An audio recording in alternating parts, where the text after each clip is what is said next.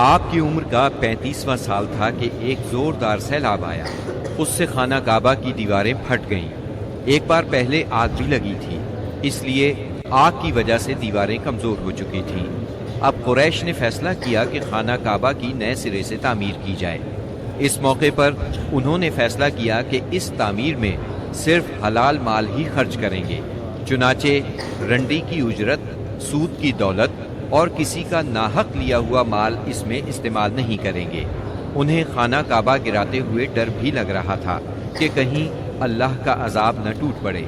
آخر کار ولید بن مغیرہ نے یہ کہہ کر ڈھانا شروع کر دیا کہ اللہ مصلحین کو ہلاک نہیں کرتا۔ جب لوگوں نے دیکھا کہ اسے کچھ نہیں ہوا تو وہ بھی اس کام میں شریک ہو گئے اور سیدنا ابراہیم علیہ السلام والی بنیاد تک خانہ کعبہ گرا ڈالا۔ اس کے بعد تعمیر شروع کی۔ تعمیر کے لیے ہر قبیلے کا الگ الگ حصہ مقرر تھا۔ معززین اپنے کاندھوں پر پتھر لاتے اور ڈھیر لگاتے۔ نبی کریم صلی اللہ علیہ وسلم اور آپ کے چچا عباس بھی پتھر ڈھو رہے تھے۔ تعمیر کا کام باقوم نامی ایک رومی معمار کر رہا تھا۔ مال چونکہ اس قدر جمع نہ ہو سکا تھا کہ سیدنا ابراہیم علیہ السلام والی بنیادوں پر تعمیر مکمل کی جا سکتی، اس لیے شمال کی طرف سے قریباً 6 ہاتھ چھوڑ کر اس پر ایک چھوٹی سی دیوار اٹھا دی گئی تاکہ علامت باقی رہے کہ یہ بھی خانہ کعبہ کا حصہ ہے۔ اس کو ہجر اور حتیم کہتے ہیں۔ جب دیوار حجر اسود تک اٹھ گئی تو ہر سردار نے چاہا حجر اسود کو اس کی جگہ رکھنے کا شرف اسے حاصل ہو۔ اس پر سخت جھگڑا اٹھ کھڑا ہوا جو 4-5 روز تک جاری رہا۔ کسی طرح فیصلہ نہ ہو پایا کہ حجر اسود کون رکھے گا، اور قریب تھا کہ حرم میں خون ریزی ہو جائے، لیکن ابو امیہ کی ایک تجویز سب نے منظور کر لی۔ ابو امیہ سب سے زیادہ عمر رسیدہ تھا۔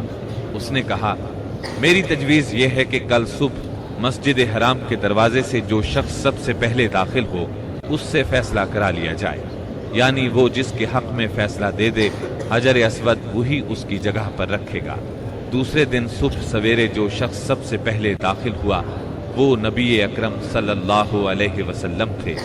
قریش آپ کو دیکھتے ہی بول پڑے، هذا الامین رضینا هذا محمد، یہ تو محمد ہیں جو کہ امین ہیں، ہم ان سے راضی ہیں۔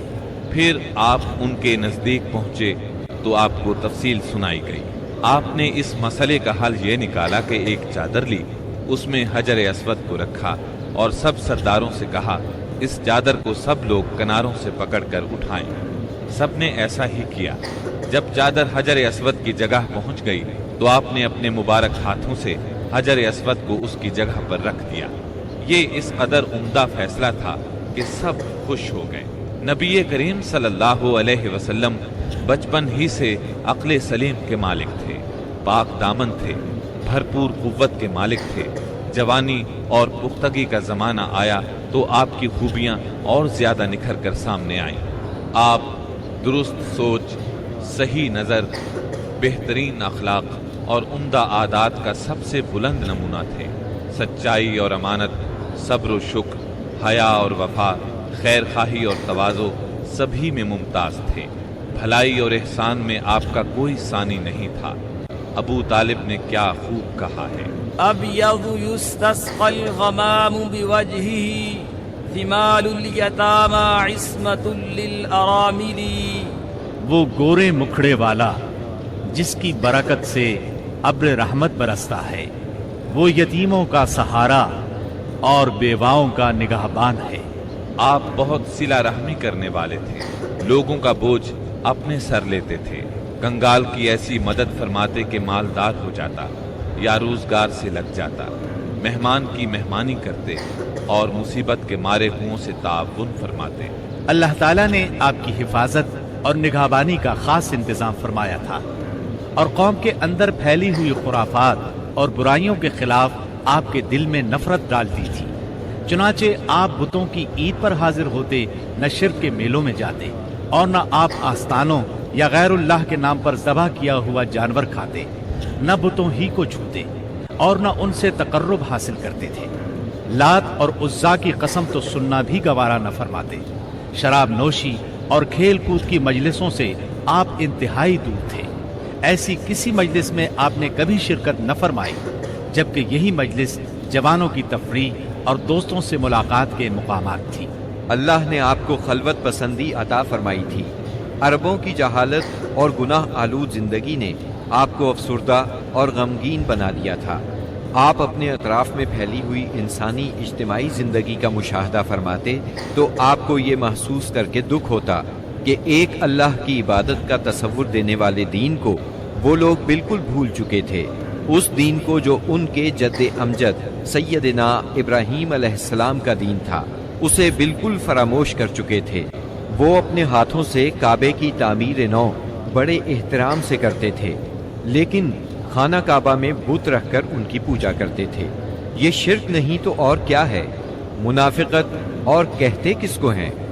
جوا، شراب نوشی، بت پرستی اور بے حیائی معاشرے کا جز بن چکی ہے۔ اللہ تعالیٰ کی وحدانیت کا تصور تو پایا جاتا ہے، مگر اس تصور کو بت پرستی کے ذوق اور شوق نے بہت دھندلا کر دیا ہے۔ بتوں کی شکل میں اپنے معبود گھڑ لیے ہیں۔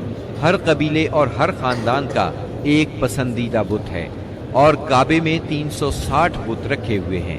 بت پرستی کے شوق کا یہ عالم ہے کہ قریش سفر میں جاتے ہیں تو ستو کے بت بنا لیتے ہیں، اور جب ضرورت پڑتی ہے تو اپنے معبودوں کو گھول کر پی لیتے ہیں۔ قریش کے معاشرے اور عرب کے ماحول میں عورت بیچاری کی حالت اس قدر پست، ذلیل اور ردی ہے کہ وہ اونٹوں، بکریوں اور غلے کی طرح تجارت کی چیز بن چکی ہے۔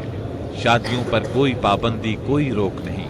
ایک مرد جتنی عورتوں سے چاہے شادی کر سکتا ہے، اور دوسری طرف عورت بھی جتنے مردوں کو پسند کرے ان سے تعلق پیدا کر سکتی ہے۔ چوری چھپے آشنائی سے لے کر کھلی بے حیائی تک ہر برائی کی جاتی ہے۔ پستی اور گراوٹ کی انتہا ہے کہ منقولہ اور موروثی جائیداد کی طرح باپ کی بیویاں بھی بیٹے کو ورثے میں ملتی ہیں، اور وہ اپنی حقیقی ماں کے سوا اپنی سوتیلی ماؤں سے شادی کرنے میں کسی قسم کی آر محسوس نہیں کرتا۔ اس بے حیائی کے ساتھ عربوں میں ایک شدید مجرمانہ قسم کی غیرت بھی پائی جاتی ہے، وہ یہ کہ ہماری لڑکیاں کسی کو بیاہی نہ جائیں، کوئی مرد ہمارا داماد نہ بنے۔ سنگ دلی کی حد تک اس غیر فطری غیرت کے سبب لڑکیاں زندہ دفن کی جاتی ہیں، اور اس انتہا درجے کی بے رحمی پر الٹا فخر کیا جاتا ہے۔ آقا کو غلاموں کی موت اور زندگی پر پورا مالکانہ اختیار حاصل ہے۔ ملک میں کوئی مرکزیت نہیں پائی جاتی۔ ہر قبیلہ اپنے ایک سردار کے ماتحت خود مختار بنا بیٹھا ہے۔ اس چیز نے قبائل کو شدید قسم کی رقابتوں میں مبتلا کر دیا ہے۔ ذرا ذرا سی بات پر تلواریں نیام سے باہر آ جاتی ہیں، اور بڑی خوفناک جنگیں ہوتی ہیں جن کا سلسلہ کئی پشتوں تک جاری رہتا ہے۔ آنے والی نسلیں اپنے اسلاف اور آباء و اجداد کے خون کا انتقام لیتی ہیں۔ گھڑ دوڑ میں گھوڑا دوڑانے پر جھگڑا، کھیتوں میں بکریاں چرانے پر لڑائی، اور چشموں سے پانی بھرنے پر خونریزی کرتے ہیں۔ اپنے دشمنوں کو قتل کر کے ان کی کھوپڑیوں میں شراب پیتے ہیں۔ عرب قوم جاہل ہے، لکھنا پڑھنا نہیں جانتی، مگر انہیں اپنی شاعری اور زباندانی پر اتنا گھمنڈ اور غرور ہے کہ ساری دنیا کو اپنی فصاحت اور شاعری کے مقابلے میں گنگا خیال کرتے ہیں۔ توہم پرستی انتہا کو پہنچی ہوئی ہے۔ ذرا ذرا سی بات پر فال نکالتے ہیں، پانسے پھینکتے ہیں۔ ہر طرف کہانت کا زور ہے۔ کاہنوں سے اپنی تقدیر اور مستقبل کے بارے میں پوچھتے ہیں۔ عرب کے باشندے اس آدمی کو قابل عزت اور شریف سمجھتے ہیں جس کے پاس بہت زیادہ اونٹ، بکریاں اور کھجور کے باغات ہوں، بہت سی دولت ہو، غلام ہو، کنیزیں ہوں۔ نیکی، پرہیزگاری اور شرافت کا تصور ہی ان کے ذہنوں سے نکل چکا ہے۔ یہی وہ دور ہے جس کو دور جہالت کہا جاتا ہے۔ عرب کے معاشرے کی برائیوں نے ان کی فطری صلاحیتوں کو دبا دیا ہے، مثلاً شجاعت، حریت، عہد کی پابندی، مہمان نوازی، جفاکشی، فصاحت اور زباندانی، خود اعتمادی اور کسی کی مدد کے بغیر اپنی حفاظت خود کرنے کا جذبہ۔ ان تمام خوبیوں سے عرب آشنا ہیں، لیکن ان کی یہ خصوصیات صحیح رہنمائی نہ ہونے کی وجہ سے غلط راہوں پر پڑ گئی تھی اور ان کا بے جا استعمال ہو رہا تھا۔ ملک میں بعض ایسے قبائل بھی پائے جاتے تھے جو خانہ بدوش تھے۔ جہاں پانی کا چشمہ، سبزہ اور کھجوروں کے جھنڈ نظر آئے وہیں ڈیرے ڈال دیے، اور جب یہاں سے جی اکتا گیا تو اپنا مختصر سا سامان اونٹوں پر لاد کر وہاں سے چل دیے۔ یہ تھے عرب کے افسوسناک حالات، لیکن یہ یہاں تک محدود نہیں تھے۔ اس زمانے میں دنیا کے گوشے گوشے میں ایسی ہی پستی پائی جاتی تھی۔ کہیں آگ کی پوجا ہوتی تھی، کہیں محبت اور نفرت کے دیوتاؤں کے آگے سر جھکائے جاتے تھے۔ غرض اللہ تعالیٰ کے سوا اس کی ساری مخلوق کی عبادت ہو رہی تھی۔ حد یہ ہے کہ سانپ، درخت اور بندر تک معبود بنے ہوئے تھے۔ پتھر، جانور، چاند، سورج اور ستارے، یہاں تک کہ زمین پر رینگنے والے کیڑوں تک کی پرستش نے ساری دنیا کو شرک کا گڑھ بنا دیا تھا۔ ہر طرف جہالت کا اندھیرا اور شرک و کفر کی تاریکیاں چھائی ہوئی تھیں۔ ان سب میں صراط مستقیم گم ہو کر رہ گیا تھا۔